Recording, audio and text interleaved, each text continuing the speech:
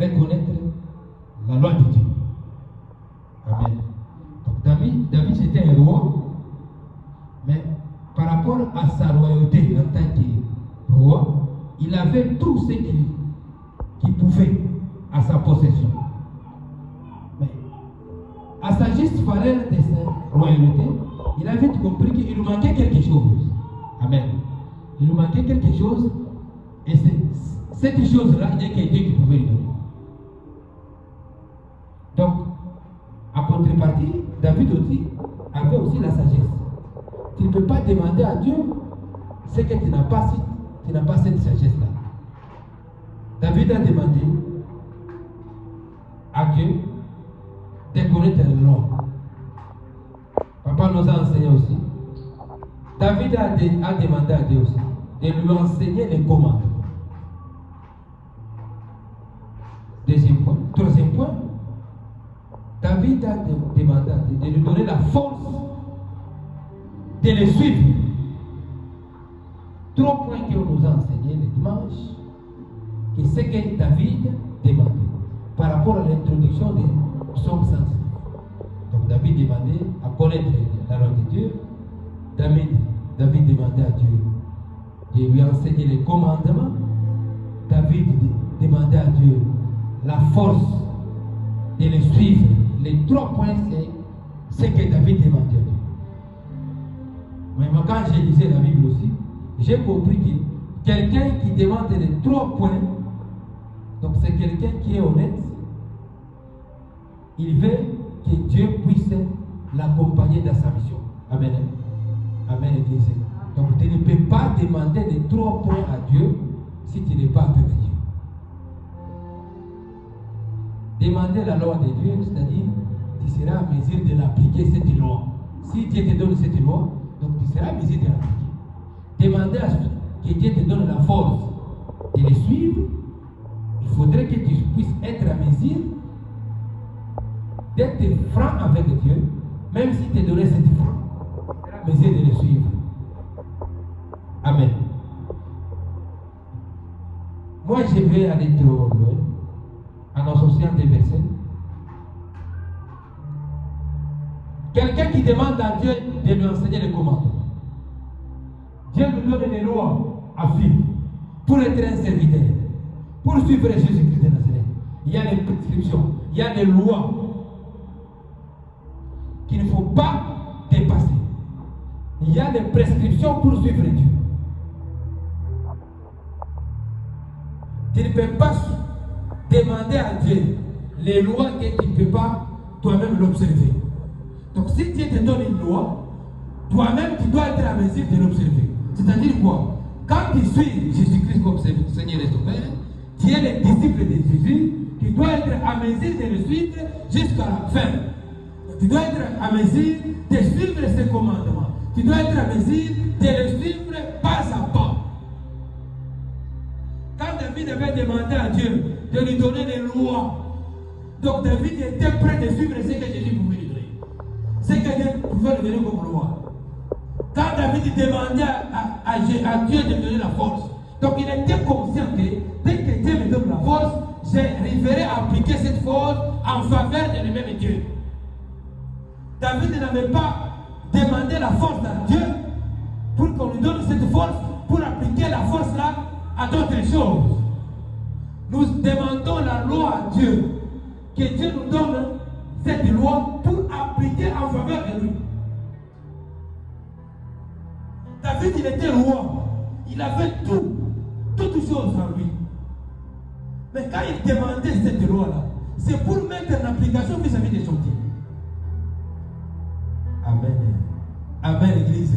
Quand il demandait la force, cette force que Dieu pouvait lui donner, ce n'est pas pour appliquer à d'autres choses. C'est pour appliquer en faveur de Dieu. C'est-à-dire quand Dieu te donne une mission, quand Dieu te choisit, quand Dieu t'appelle, tu dois être prêt et être à mesure de le suivre. Tu dois être à mesure de le suivre selon ses lois, selon lui-même et ce qu'il dit.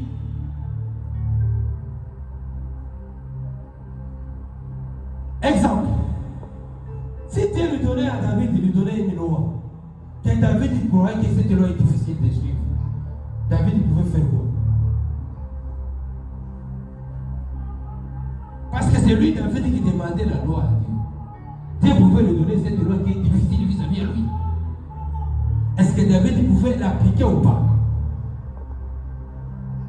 Nous venons à l'église, nous suivons Dieu. Nous savons que notre Dieu est le Dieu de justice et le Dieu de l'égalité. Nous qui venons à l'église, est-ce que nous suivons Dieu selon la justice? Nous suivons Dieu selon la légalité, parce que notre Dieu, il est le Dieu de justice. Il est Dieu d'égalité. Il est Dieu d'amour. Je pense que dans cette loi que David dit, David demandait à Dieu la loi. Cette loi que Dieu lui donnait, peut-être c'est l'amour. Tu dois aimer les uns les autres. Tu dois être juste. Tu dois être égal. Donc David pouvait appliquer cette loi. Et c'est quand nous venons à l'église, nous demandons la loi à Dieu. Nous demandons que Dieu nous donne ses commandements. Est-ce que nous sommes en mesure d'appliquer ces commandements à Dieu? Parce que notre Dieu est le Dieu de justice, Dieu d'égalité, Dieu d'amour. Amen, Église. Amen, Église. Notre Dieu est Dieu d'amour. Mais nous le suivons, nous avons cet amour. Notre Dieu est Dieu de justice. Nous le suivons, nous qui suivons Dieu. Nous avons la justice en nous. Notre Dieu, il est Dieu de miséricorde, Dieu de pardon. Est-ce que nous nous pardonnons? Notre Dieu que nous suivons, il est le Dieu de charité vis-à-vis de nous. Est-ce que nous avons la charité? Notre Dieu n'est pas le Dieu qui pêche. Il n'est pas un Dieu qui pêche. Est-ce que nous pêchons ou bien nous ne pêchons pas?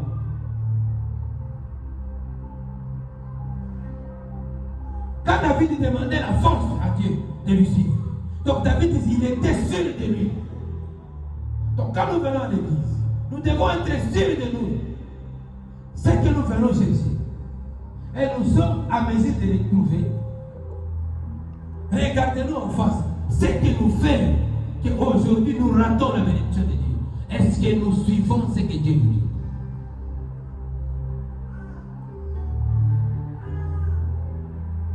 Je ne pense pas que David avait demandé à Dieu de lui donner quelque chose avec les péchés. Nous ne pouvons pas suivre Dieu avec les péchés. Parce que ce qui nous écarte, nous, avec Dieu, ce sont les péchés. C'est pour cela que j'avais vite compris que nous. Je vais aborder un point très capital par rapport à ce que David demandait. David demandait à connaître la loi de Dieu.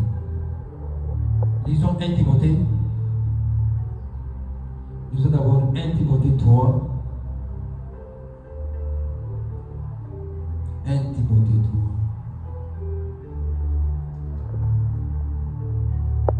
Parce que ce qui nous écarte avec Dieu, ce sont les péchés. Oui.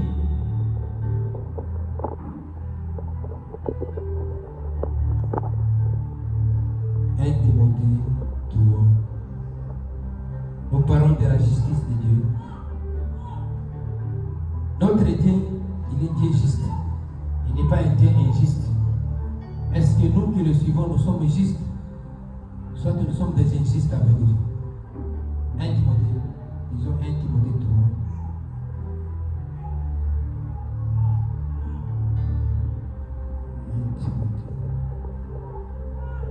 3. 1 Timothée 3, nous lisons 14 verset jusqu'à 15.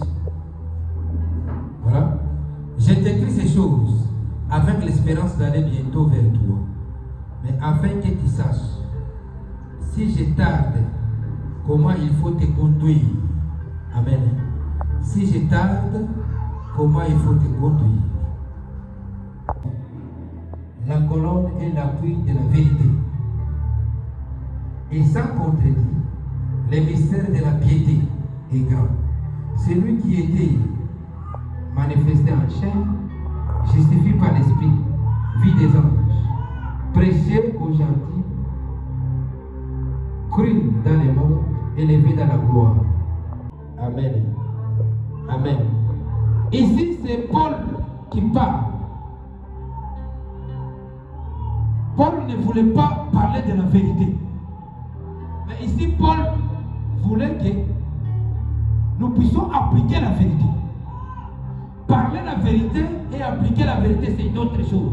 C'est deux choses différentes. Tu peux parler la vérité, mais pour appliquer cette vérité, ça devient difficile. Beaucoup de chrétiens ont des difficultés à appliquer la vérité, mais ils aiment parler la vérité. Vous pouvez parler la vérité, mais pour pratiquer cette vérité-là, c'est un problème. Ici, Paul dit maintenant à Timothée, là où il l'a laissé, dans une mission de l'église, il lui dit, là je te laisse. Mieux vaut appliquer la vérité que parler la vérité. Même dans la loi que David demandait à Dieu. Parce que Dieu, notre Dieu, est le Dieu de justice et de la vérité. Pourquoi aujourd'hui nous n'arrivons pas à appliquer la vérité? Nous voulons toujours parler la vérité. Vous allez voir quelqu'un qui prêche. Il prêche la vérité, mais lui, il est de cette vérité-là. Quelqu'un qui prêche la vérité, mais lui, il n'applique pas cette vérité-là. Les chrétiens ont des difficultés d'appliquer la vérité par rapport à parler. Amen. Amen, Église. Amen, Église. Or, la Bible dit, nous sommes la lumière. Nous cultivons Jésus. Nous devons être exemplaires.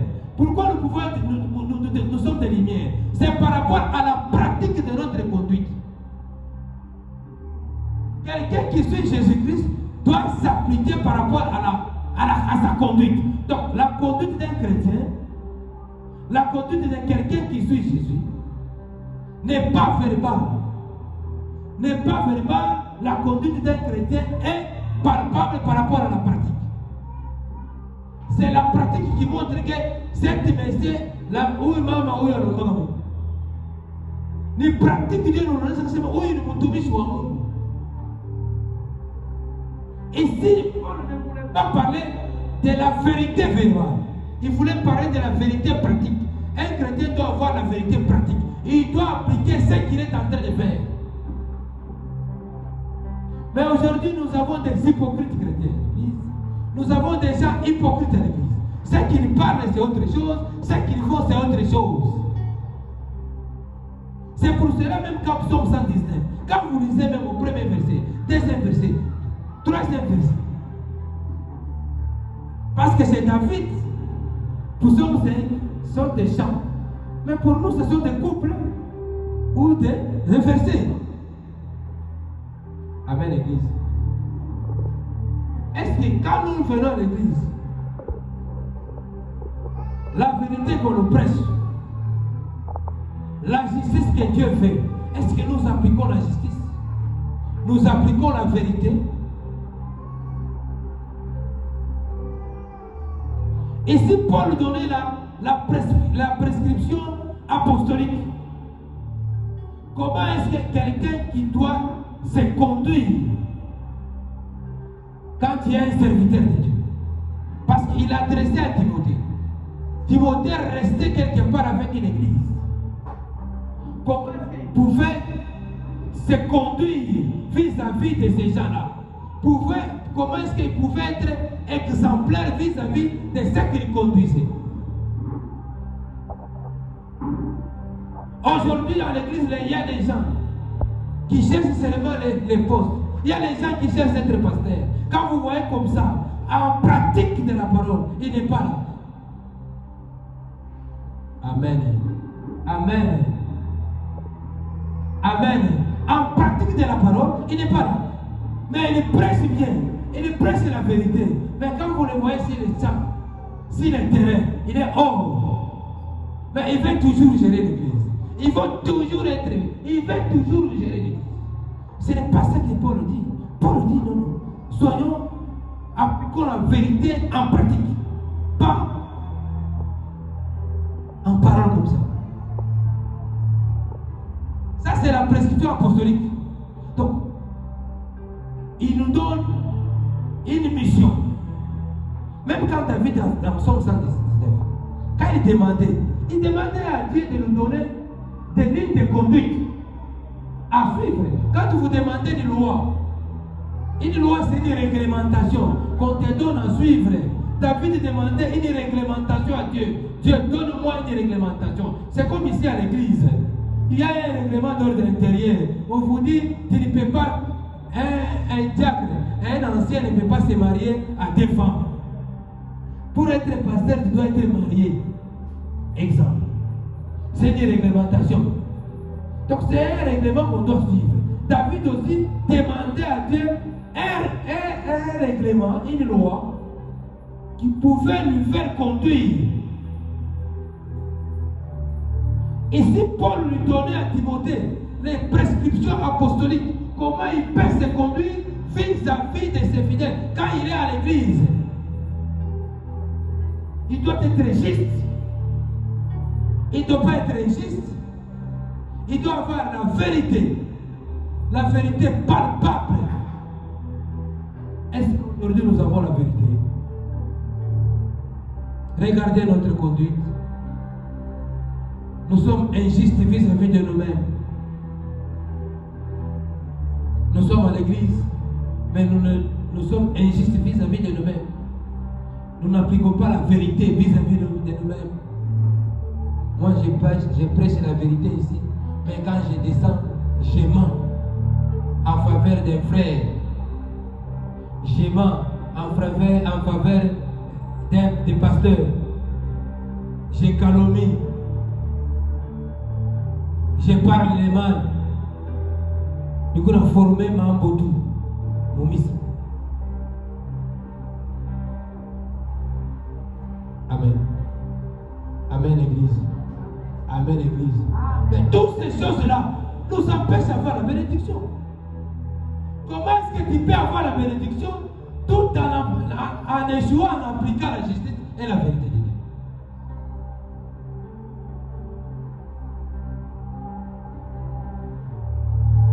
Ici, Paul donne des lignes de conduite à Timothée.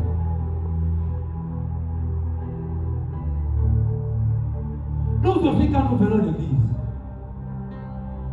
Dieu nous a donné une ligne de conduite. Nous devons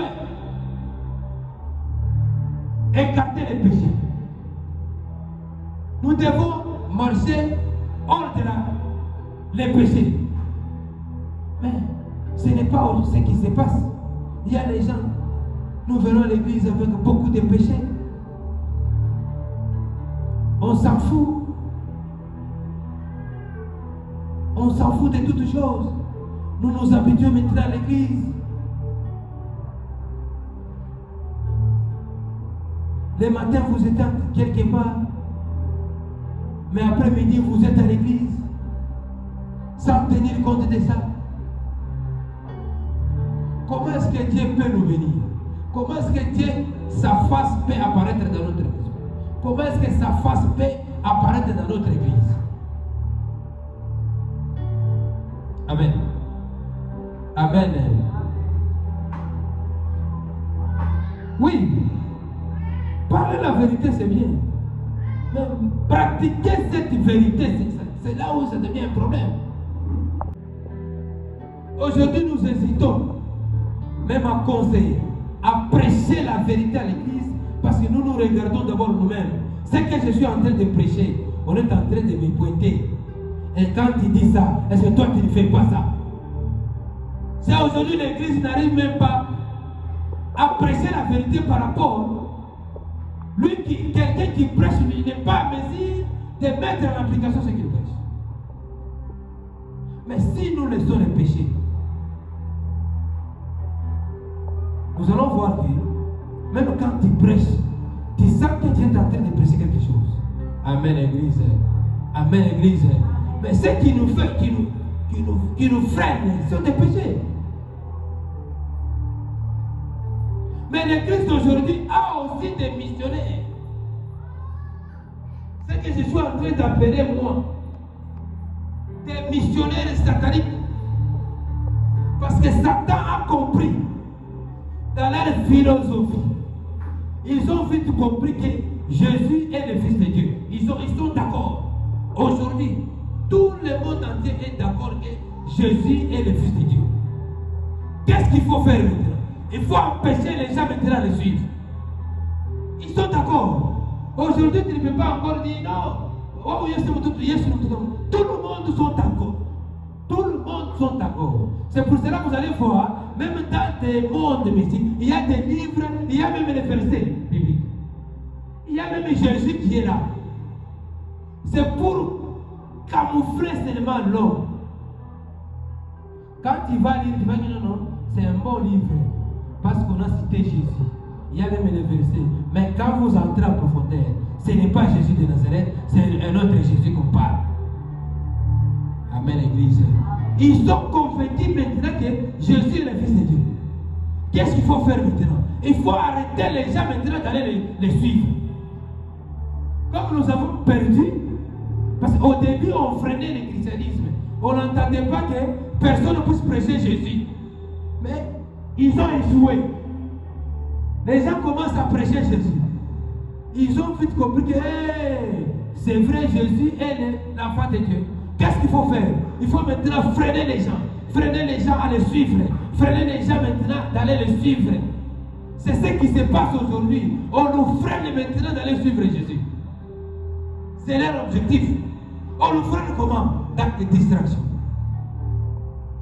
On nous envoie des péchés dans nos maisons. On nous envoie des péchés dans nos quartiers. Partout maintenant il y a des péchés. Il y a des distractions. Quand vous êtes distrait, vous n'allez pas écouter Jésus. Vous n'allez pas suivre Jésus. C'est leur mission maintenant aujourd'hui d'empêcher les gens de le suivre. Comment? Ils nous envoient les téléphones aujourd'hui. Chacun veut toujours avoir un téléphone Android. Chacun veut toujours avoir quelque chose qui est extraordinaire. Il y a maintenant des lunettes, on a inventé des lunettes. Quand vous portez des lunettes là-bas, vous voyez les histoires même qui peuvent arriver demain. Tout ça c'est pour nous écarter de suivre Jésus. Mais quand vous êtes distrait, vous allez tomber dans ce que nous appelons le péché. Amen, Église. Amen, Église. Si nous tombons dans les péchés-là, comment est-ce que nous serons bénis?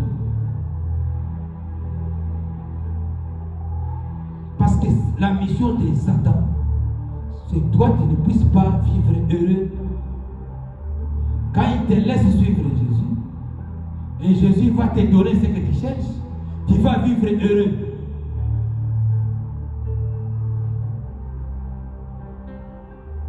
Aujourd'hui, nous ne sommes pas exemplaires. Quand vous voyez dans ce monde ici, si vous allez, quelqu'un qui a déjà entré au Nyumba Mufumu, il y a des conditions qu'on donne. Par contre, c'est vous le village. Mais dans notre église ici, quand on vous dit, voilà qui t'en parle, ça devient une discussion. Mais quand on est dans le Mufumu, à qui quand même, foule, parce que ton copain, t'as quoi machine? Amen. Amen. Parce que c'est comme Mufumu. C'est ça qu'il a.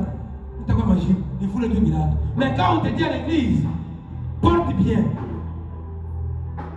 On se fait le fou. Parce que le combat l'amour. On te dit non, c'est à l'église. Amen. Amen. Mais si c'est autre, qu'on va nous respecter parce que nous fous un autre acte. Comme dit notre Dieu, il est Dieu juste, Dieu d'amour. Il te donne cette chance encore. Malgré les conditions qu'on a vivre, malgré les conditions à pécher, malgré les résistances, mais on n'a pas ta contact à busquer à sa autre. C'est le moment de changer. Amen, Église. Amen. C'est le moment de traverser. C'est le moment de changer. C'est le moment d'aller plus loin. Oui. Quand on dit les criminels, quand on dit les missionnaires sataniques, ce sont des gens qui transforment la prédication de Dieu, qui transforment les Écritures, qui transforment, on va appeler, kwenda kufata pasteur mwana Kiboko. Amen, Église. Oh, Kiboko on a formé jeune missionnaire. Kiboko na pita Kiboko. On dit non, attendez la théologie moi pour jeune missionnaire. Or les messieurs là, banamfusha au Tanzanie. Anakuyo. Ndio mtasi Kiboko. J'ai dit même, mimi mwambie na papa ile shiko Kiboko. Yako na savon moi ile savon hivi $50. Ile savon kinao. Hata wapataka kaji. Ukifika tu pa kaji pa Esther. Mzungu anasema wewe kuya chansi. Unaanza kaji leo. Amen, Église. Amen. Hata wapataka kaji. Ile savon ni $50. Donc utafika tu kwa vile unaingia kwa ma séance. Ukiuza ile savon $50. Unaenda na eneo ya kwanza ya pili. Hata wapataka bwana. Useme napenda bwana mmoja hivi wa Christ wa jeep. Unashimama kani pa machipishi. Unaanza jeep hiyo mnyeshu dada huyu. Amen, Église. Les gens aiment de telles histoires. Il est là, il est ici. Amushikie na pita. Si unashikia wanaenda Kiboko. Il est ici. Les gens n'aiment pas laisser le péché pour se rencontrer avec Jésus. Ils préfèrent avoir le péché et avoir la bénédiction pour ma façon à l'autre. C'est pour cela que les gens commencent à changer les Écritures. Quand nous changeons les Écritures, parce que nous-mêmes nous prêchons, nous ne sommes pas en mesure d'appliquer ce que nous prêchons. Nous prêchons la vérité, mais pour appliquer la vérité là, ça devient difficile. Moi je peux vous prêcher la vérité, mais on a tout qu'à dire que c'est ma vérité, mais nous y avons. Amen, Église. Comment est-ce que l'on peut être exemplaire? Comment est-ce qu'on peut dépeupler les camps des diables? Parce que le diable aussi a une mission. Nous qui prêchons, nous qui sommes des chrétiens, nous qui suivons Jésus-Christ de Nazareth, nous devons être exemplaires. Nous sommes des lampes. C'est ce qu'il dit dans la Bible. Nous sommes des lampes. Nous devons éclairer le monde. Comment est-ce que nous devons éclairer le monde quand nous ne marchons pas selon la volonté de Dieu? Parce que lui-même David, quand il a demandé la loi de Dieu, j'espère dans cette loi, Dieu ne pouvait pas lui dire d'aller coucher avec la femme d'autrui. Dieu ne pouvait pas aller lui dire d'aller faire la débauche. Dieu ne peut pas dire à David d'aller mentir, d'aller voler.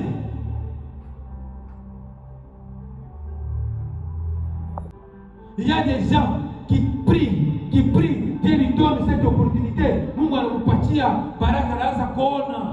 Dès qu'il anaanza kuona déjà, pap, anaanza kudétruire manteau avant. Mais David n'avait pas demandé la force de suivre Dieu pour faire de tels péchés. Mais aujourd'hui, nous nous demandons à Dieu. Les gens, nous sommes en train de gêner. Nous sommes en train de prier. Nous montons la montagne. Mungu anatupatia vision. Tunaanza kuona. Dès que tunaanza kuona, tunaanza kudétruire manyumba watu. Tunaanza kudétruire mandoa watu. Ma mission, ma fausse vision. David ne pouvait pas faire ça. David a demandé de connaître le commandement de Dieu. Le commandement de Dieu, c'est pour appliquer la vérité et la justice. Est-ce que nous avons le commandement de Dieu? Tu n'as eu ma commandement. Est-ce que nous appliquons ma commandement, les 10 commandements, on n'applique pas. On a les enfants qui n'arrivent même pas à respecter. Le troisième commandement me dit, et je m'y ai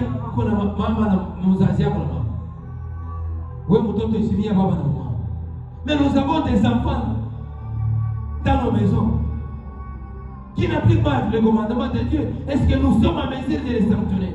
Non, parce que nous-mêmes, nous n'avons pas la justice. Nous-mêmes, nous n'avons pas la vérité. Mais si on était avec la vérité, vous allez voir quelqu'un qui est méchant. Oui, vous pouvez être méchant avec l'enfant. C'est ça la vérité. Un méchant qui parle, un enfant qui est hors. Vous devez le coincer. C'est ça d'appliquer la vérité. Est-ce que nous appliquons la vérité? Non. Un enfant de papa Kama, il fait quelque chose. Moi, je n'arrive pas à le coincer. Je n'ai pas la vérité. Je n'ai pas la justice. Moi qui prêche, je dois être exemplaire. Moi qui prêche, je dois appliquer la justice. Je dois appliquer la vérité.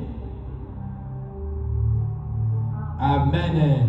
Amen. Je dois appliquer la vérité. Pour que je puisse être une lampe. Que je puisse éclairer. Mais quand je n'applique pas la vérité, donc je ne peux pas éclairer. Amen. PPA. Amen. Amen. C'est ce que David cherchait. Les 3 points. Ce que papa nous a dit dans Psaume 119. De connaître les lois de Dieu. De connaître, de demander à Dieu de suivre, de lui donner la force de le suivre. Et 3e point, on a dit de lui enseigner les commandements. Est-ce que nous-mêmes, nous appliquons les 10 commandements de Dieu quand nous venons à l'église?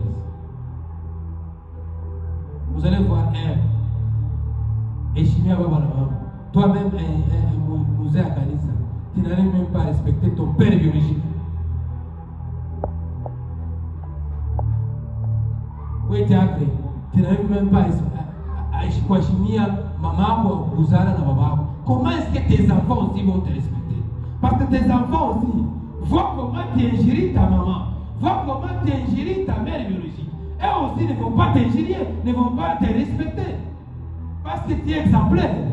Tu as montré l'exemple. Papa, maman, et quoi? Maman, moi,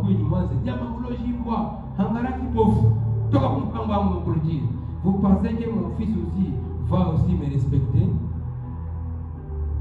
Amen. Vous pensez que mon fils aussi va me respecter? Mon fils va appliquer ce que j'ai appliqué à ma mère. Mon fils aussi va prendre comme exemple, il va appliquer à ma mère. C'est le commandement. Commandement, c'est Oshitamane et Biouamo. Biouamo, ça.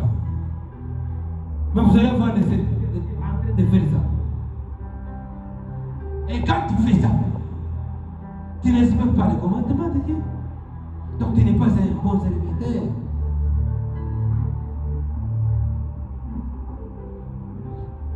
Lisons Psaume 170. Psaume 62. Nous terminons.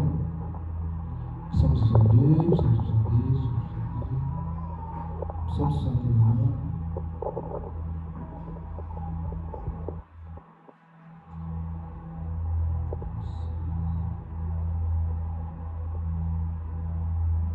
Psaume 162.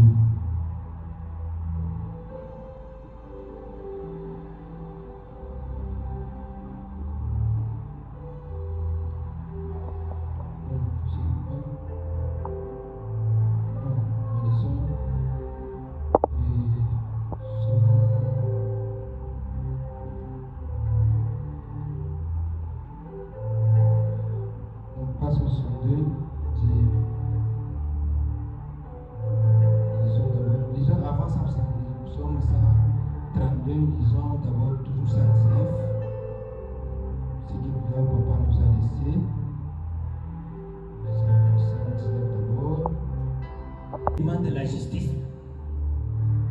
Mais la peine de vivre une justice est au bout.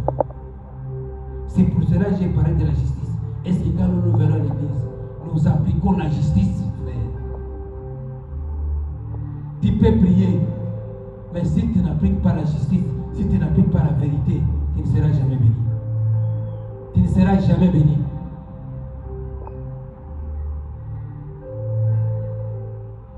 Toute chose, notre Dieu, il est Dieu juste. Même quand il a fait descendre Satan, c'est par rapport à la justice. Satan voulait s'opposer à lui. Parce que là au ciel, il y avait un règlement. Mais Satan pouvait s'opposer au règlement de Dieu. C'est pour cela que Dieu a décidé de le jeter par terre.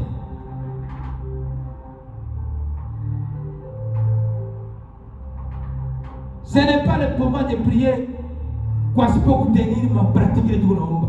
Kama tunaomba, tutenir compte na vérité, tutenir compte na justice pour que Mungu atatusaidia, tubarikiwe. Kile kiote tunatafuta Mungu atatupatia parce que tuko juste maro yetu, tuko na vérité mu manyumba yetu. Hatuna na bongo, hatuna au-delà, tuko na appliquer justice kwa mambo yote.